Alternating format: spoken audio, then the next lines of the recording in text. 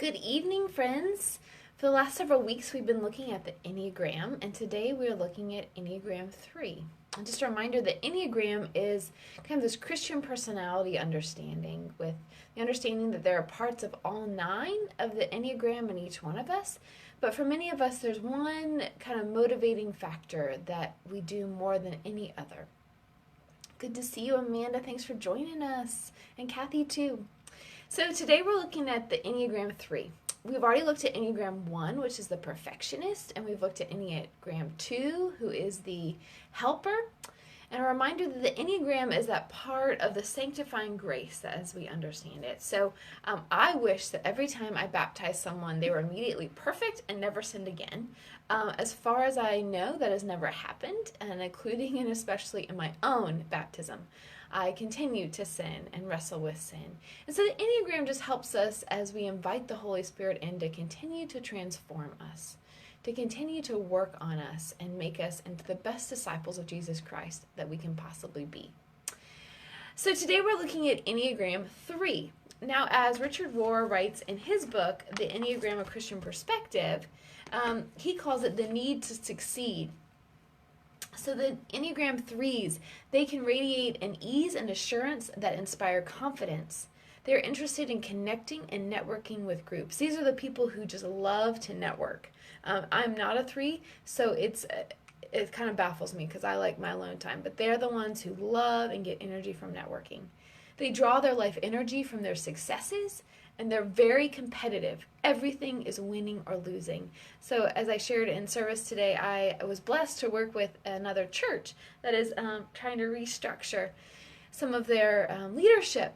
And so one of my friends, who's as a pastor, he's the associate pastor of a local church, he is a redeemed Enneagram 3, and he's very competitive. I would not want to play games with him, to be honest, because he is one that is going to want to win. He's going to want to win no matter what.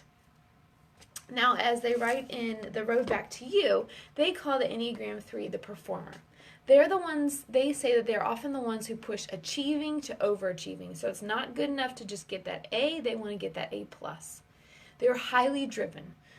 People who are Enneagram 3s are good at setting goals and accomplishing those goals. Sometimes, though, they see love as something that needs to be earned. And they're confident in their own abilities, but they're also very image conscious. And they're optimistic. These are the optimists, and they're resilient people with wonderful dreams that inspire others. And they're charismatic, and they often have audacious dreams that inspire others. And so in The Road Back to You, they have what it's like to be a 3. And so here are 20 statements. So maybe this sounds like you. Maybe you haven't taken the test, and this sounds like you. Or maybe it sounds like someone you love, and it'll help you to better understand them. So what it's like to be a 3. It's important for me to come across a winner. I love walking in a room and knowing I'm making a great first impression on the crowd. I could persuade Bill Gates to buy a Mac. The keys to my happiness are efficiency, productivity, and being acknowledged as the best. I don't like it when people slow me down. I know how to airbrush failure, so it looks like success. I'd rather lead than follow any day. I'm competitive to a fault. I can find a way to win over and connect with just about anyone. I'm a world champion multitasker. I keep a close watch on how people are responding to me in the moment. It's hard for me to not take work along on vacation. It's hard for me to name or assess my feelings. I'm not one to talk much about my personal life. Sometimes I feel like a phony. I love setting and accomplishing measurable goals. I like other people to know about my accomplishments. They also really like other people to know. I like to be seen in the company of successful people. I don't mind cutting corners if it gets the job done more efficiently. And people say I don't know how or when to stop working. So maybe if that's you, then you might be a 3 on the Enneagram. Now, 3s are motivated by praise. They love the praise that they will get, and they're dependent on the reactions of others. And 3s will do anything for praise. If 3s believe in something, they will do it without any hesitation. As Richard Rohr writes, without any ifs, ands, or buts. And they are very good at smoothing out the shadow side of anything, as the shadow side for them is the same as failure, and they want to succeed at any cost. Threes are powerful people who exude confidence, and they're successful, and they set goals and accomplish these goals. Now, we've been talking about the wing numbers, and the wings are the ones right beside the number. So for a 3, it's a 2 or a 4.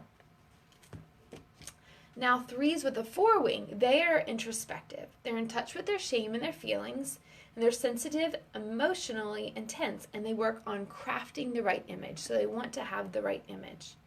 Now, threes with a 2 wing are charming and intimate, and they need to be the stars. Now, we've also been looking at the stress numbers.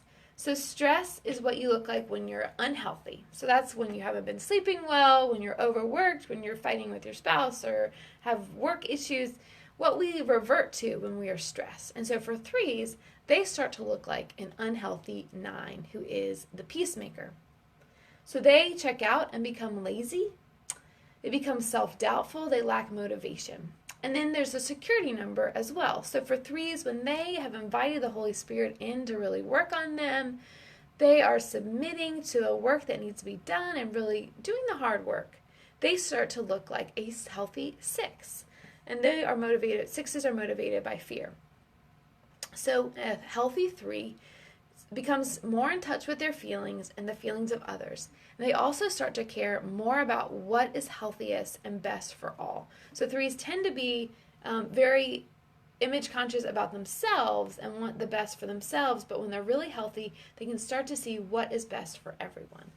Now, the root sin for threes is deceit and untruth. They deal generously with the truth. Now, our country, the United States of America, is really, really good at lifting up the threes in our world. And so we really almost worship the threes, unfortunately. We've put threes on pedestals because threes are the ones who get the job done. They're very good at setting goals and accomplishing the goals. And again, they're optimists, and they're really good at casting a vision, even if it may not always be true. They're really good at kind of polishing it to look really nice, even if they've kind of shadowed the shadow side. The stuff that isn't as good doesn't look quite as good because, again, the threes have made it look really good. So the threes in our country are the one who become the presidents and CEOs and mega pastors and the heads of things. And again, they are the ones who are put on pedestals, the ones that all of the rest of us are to try to attain. Our culture encourages and praises those who succeed. So I feel like a great example of a 3 is President Bill Clinton. So though I was younger when President Clinton was in office, I remember when he was kind of on trial for the relationship that he had with Monica Lewinsky. And just think of those famous words that he said about his relationship. In his mind, it was not lying to all the rest of us who are not threes. It was clearly lying, but for him, it was wordsmithing. And I think there was even a conversation that he had around recreational drug use that also, in my mind, was lying, but in his mind was twisting the truth to make him look good. So that's a great example of threes. Now, our biblical example comes from the Old Testament and is Jacob, who comes to be known as Israel. And so Jacob is one of the twin sons of Isaac. So Rebekah, Isaac's wife, is pregnant with twins, and they have twin boys. But Esau is the firstborn, and we're even told in Genesis 25 that Jacob actually, as Esau is born, Jacob's hand is around the heel of his brother. He was already trying to be successful and wanting to be the first, even at birth. And so in the Jewish culture, the firstborn, even if they're twins, the firstborn male is the one who receives the birthright, and that's really the bulk of the inheritance. So different than our culture today. And so Jacob, as a classic Enneagram 3, was always looking for a way to take his brother's birthright. And so in Genesis 25, we're told that one day Jacob was cooking a stew. This is in verse 29. Esau came in from the field, and he was famished. Esau said to Jacob, "Let me eat some of that red stuff, for I am famished." Jacob said, "First, sell me your birthright." Esau said, "I'm about to die. Of what use is a birthright to me?" Jacob said, "Swear to me first." So he swore to him and sold his birthright to Jacob. Then Jacob gave Esau bread and lentil stew, and he ate and drank and rose and went on his way. Thus Esau despised his birthright. So Jacob saw an opportunity to take advantage and succeed. He knew his brother was hungry, and he saw a time when his brother might be open to selling that birthright and took advantage of it. Now, Isaac and Rebekah knew that the boys had switched birthrights, that Esau had sold his birthright to his brother Jacob and despised his brother for it. So we find in Genesis 27 that Isaac wanted to bless his oldest son Esau. He knew that the birthright was no longer his, but he still wanted to show his love. So one day he called to him and said, "My son." And Esau said, "Here I am." Isaac said, "See, I'm old. I do not know the day of my death. Now then, take your weapon and hunt game for me. Then prepare for me savory food just as I like, and bring it to me to eat, so that I may bless you before I die." Now Rebekah was also likely a 3, and so she was listening when Isaac spoke to their son Esau. And Rebekah went to Jacob and said, "Hey, your dad wants to bless Esau, but I want you to go out and get some game, and I'll prepare a meal, and then you go in and receive the blessing." But Jacob's a little concerned. Esau's very hairy and Jacob's not. He's like, isn't he going to know? And Rebekah says, "You don't worry about it. If there's any curse, let it be on me, not upon you. We'll figure out a way." So Jacob goes into the field and finds a young goat, brings it back, and Rebekah prepares a very savory meal, just like Isaac likes. But they ended up putting up on the skins of the goat on his hands so that he'll be more hairy and leathery like his brother. So as we see, Jacob went to his father and said, "My father." And he said, "Here I am." Isaac said, "Here I am. Who are you, my son?" Jacob said to his father, "I'm Esau, your firstborn. I have done as you told me. Now sit up and eat of my game, so that you may bless me." But Isaac said to his son, "How is it that you have found it so quickly, my son?" And Jacob answered, "Because the Lord your God granted me success." Then Isaac said to Jacob, "Come near, that I may feel you, my son, to know whether you are really my son Esau or not." So Jacob went to his father Isaac, who felt him and said, "The voice is Jacob's voice, but the hands are the hands of Esau." He did not recognize him because his hands were so hairy, like his brother Esau's hands. So he blessed him. He said, "Are you really my son Esau?" So again, Isaac is pretty wise and knows that it sounds like his son Jacob, but it feels more like his son Esau, and he keeps saying that he's Esau. And Jacob responded once again to many of us a lie, "I am." So Isaac said, "Bring it to me that I may eat of my son's game and bless you." So he brought it to him and he ate, and he brought him wine and he drank. And his father Isaac said to him, "Come near and kiss me, my son." So he came near and kissed him, and he smelled the smell of his garments and blessed him. And so when Esau learns that again his brother has used deceit to get not only his birthright, but now his blessing, he is furious, and Jacob flees in the middle of the night to escape death. And so he ends up going to Laban, who eventually becomes his father-in-law, who also tricks him, probably also in Enneagram 3. First tricks Jacob into marrying his daughter Leah, and then finally Rachel, the wife he really wanted. But then he and Laban get into a fight. And so he then flees from Laban. And he begins to realize that he's actually pretty close to where his brother Esau is. And so he's terrified. The last interaction that he had with Esau was not good. Esau threatened his life. Again, he used deceit to get 2 things that he really wanted from his brother. And so he actually sends presents. He sends on ahead presents to try to appease his brother. And we see in Genesis 33 when they meet again. It's a beautiful story of forgiveness, too. So Esau ran to meet Jacob and embraced him and fell on his neck and kissed him, and they wept. And so Esau said, "Well, what are all these gifts?" And Jacob said, "To find favor with my Lord."